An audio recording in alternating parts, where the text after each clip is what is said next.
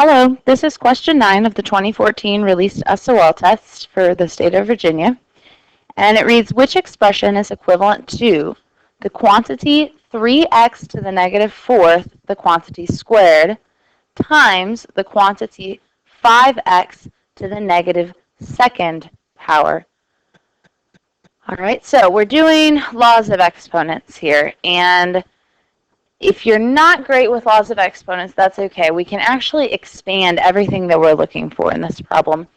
The first thing that we need to understand is when I have an exponent outside of a quantity, it's like asking me to make two copies of that. We know that anything to the second power can be written as the base multiplied by itself. Well, that doesn't matter what the base is, the rule still applies. So I can rewrite this as 3x to the negative fourth times 3x to the negative fourth.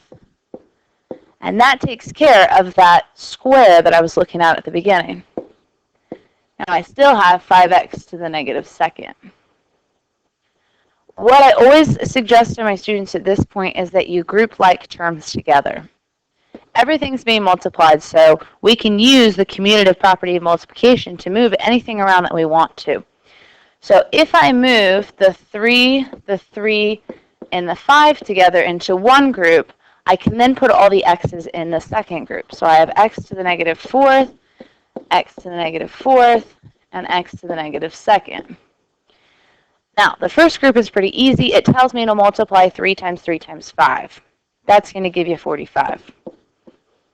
So right off the bat, I can eliminate option A, and I can also eliminate option B. So my options are C and D. Now, what I've always told my students is if you've got a bunch of negative exponents, you can expect to see a fraction in your answer. So I know it's going to be D, but I'm going to show you why here.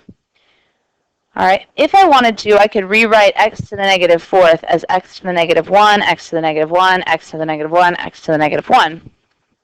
Or we can add the exponents of like bases that are being multiplied. So if I have the same base, which in this case is an x, and those x's are being multiplied, then I can simply add the exponents. So if I add negative 4, and 2, I get x to the negative 10th.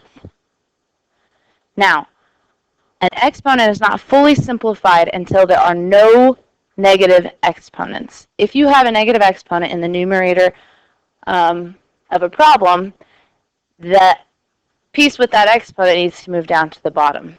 So in this case, the 45 has a positive exponent of 1, so it's going to remain on the top of my fraction. X is raised to the negative 10th, so the x is what has to move to the bottom, and it takes its exponent with it, and by moving it into the bottom of the fraction or into the denominator, you have made that exponent positive. So that's how we get our answer D. Thank you very much.